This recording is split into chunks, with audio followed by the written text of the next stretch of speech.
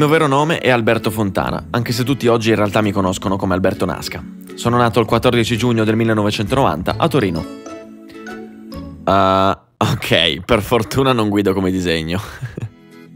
Hai presente quando si dice sparare le ultime cartucce? Ecco, mamma 40 anni, papà 46, 2 fratelli Matteo e Stefano e una sorella Eleonora. Benvenuto Naschino. Papà aveva un ristorante, mentre mamma si occupava dei figli a casa. Ecco, da neonato ero veramente brutto e grasso, me l'hanno sempre detto tutti.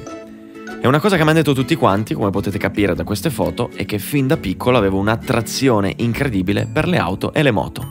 Non saprei dirvi il perché, credo fosse genetica.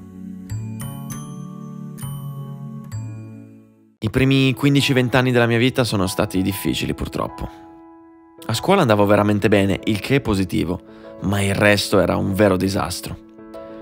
Alle elementari, a parte pochi fedeli amici, ho sempre avuto difficoltà a relazionarmi con gli altri bambini, che è un po' paradossale per uno che oggi lavora sui social. Non ero timido o introverso, ero proprio un caso umano. Alle medie poi le cose peggiorarono e mi ritrovai spesso ad essere vittima di bullismo. Era difficile, molto difficile. Esasperato, dopo un anno convinsi mia madre a cambiare scuola e fortunatamente le cose migliorarono. In quegli anni iniziai anche a giocare a calcio.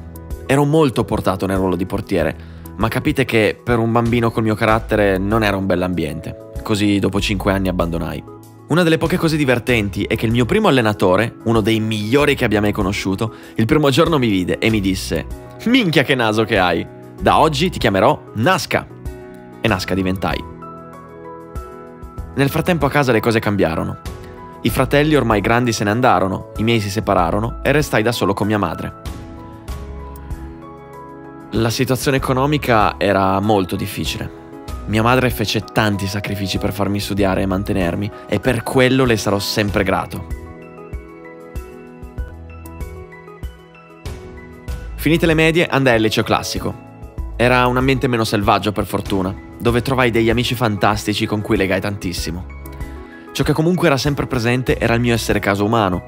Soffrivo di una sorta di fobia sociale, per cui pativo lo stare in mezzo a tante persone e talvolta passavo erroneamente come freddo e sociale, e non ero così.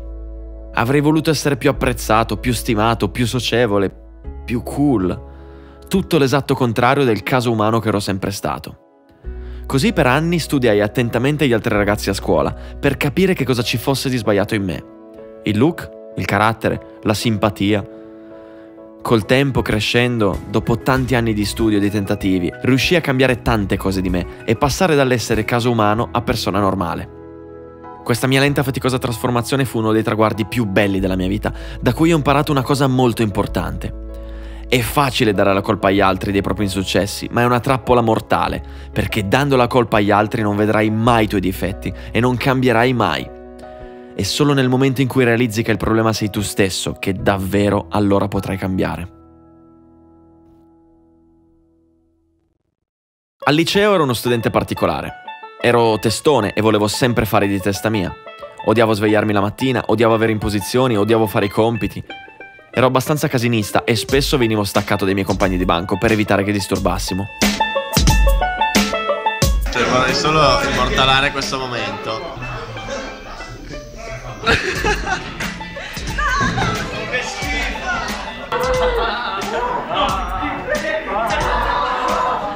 Spesso dormivo durante la lezione e a volte russavo anche.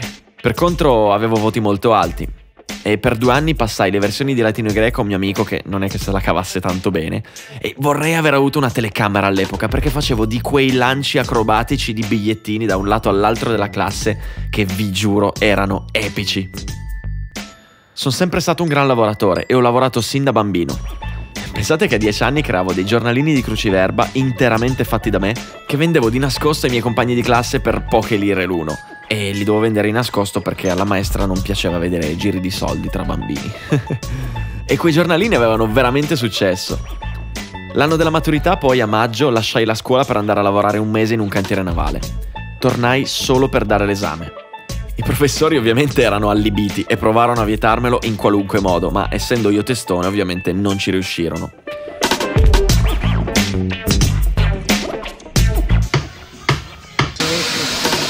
Quell'anno collezionai 56 assenze e 30 ritardi. Avevo 6 in condotta ma 8 di media e il preside mi disse che se non fosse stato per i voti alti forse mi avrebbero bocciato.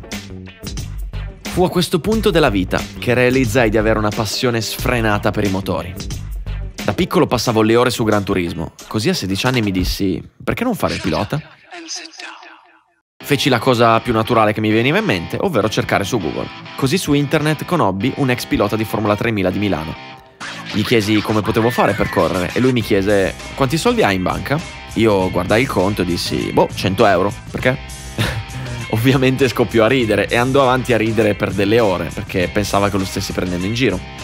Quando realizzò che invece ero serio mi disse: guarda, per diventare pilota servono soldi, quindi rassegnati.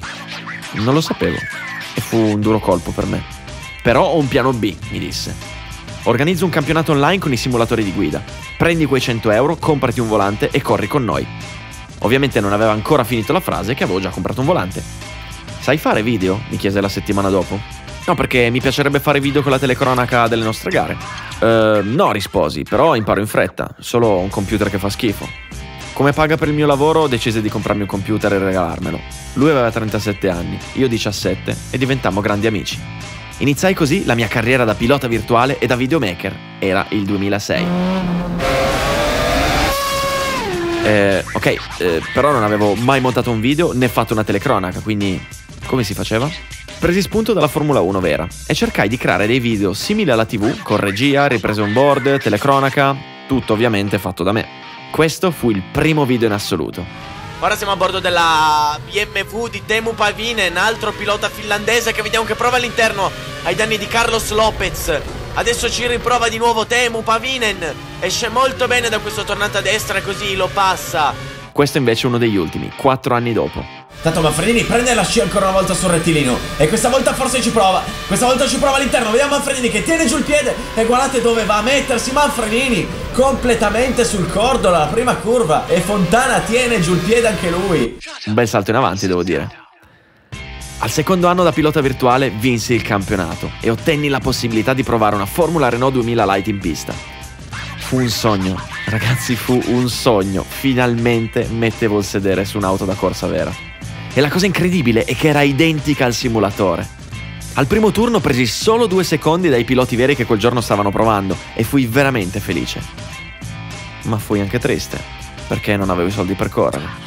Così presi quel sogno e lo rimisi dentro il cassetto. Così iniziai l'università e nel 2012 mi laureai alla triennale di ingegneria informatica con 110.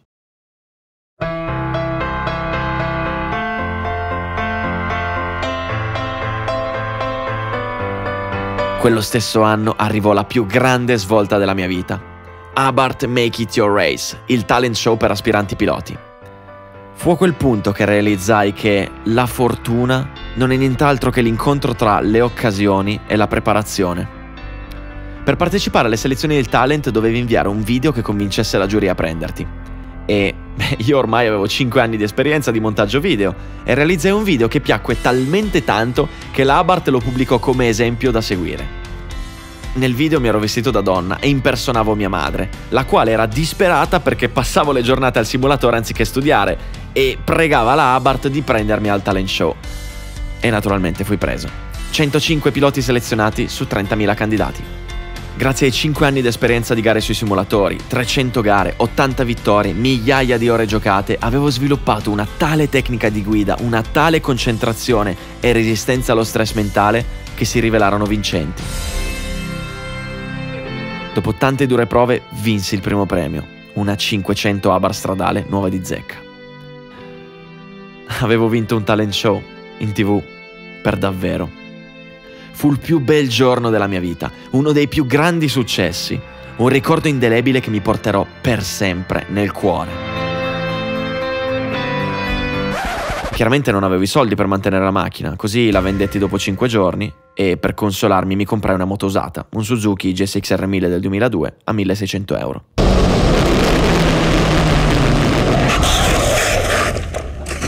Sì, ovviamente sono andato subito in pista e ovviamente sono caduto come un cretino.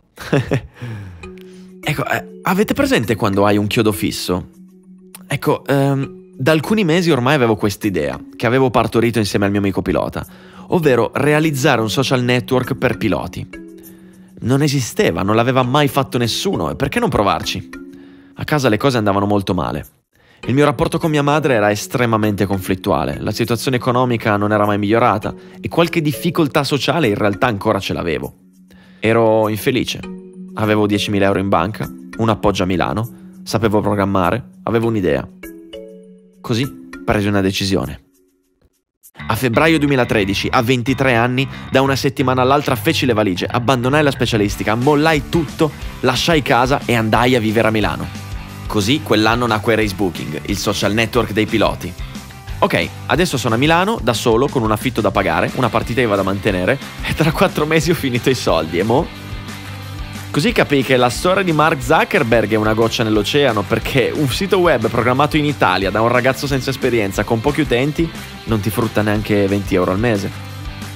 E dovevo trovare un modo per mantenermi, e alla svelta. Ok, sapevo fare i video. E nessuno faceva i video per le moto. Così, dopo un giro infinito di telefonate, trovai una persona disposta a investire sulla mia idea. Mi aiutò a comprare l'attrezzatura necessaria, mi introdusse nel mondo del motociclismo e mi diede la possibilità di vendere video. Racebooking prendeva forma ed è grazie a questa persona se oggi esiste e oggi sono quello che sono. Nei weekend vendevo video in pista, in settimana montavo video e sviluppavo il sito. Fu massacrante. Lavorai 16 ore al giorno per 6 mesi ininterrotti, senza sosta, senza uscire e naturalmente senza vita sociale. Guadagnavo 1.000 euro al mese, ma ne spendevo 1.500 per vivere e Racebooking era destinata a morire.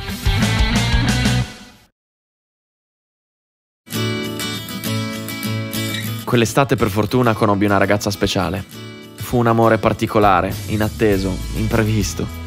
Lei più grande abituata bene, io più giovane abituato male e squattrinato. E l'unica cosa che potevo offrire era l'amore. E l'amore era l'unica cosa di cui lei aveva bisogno.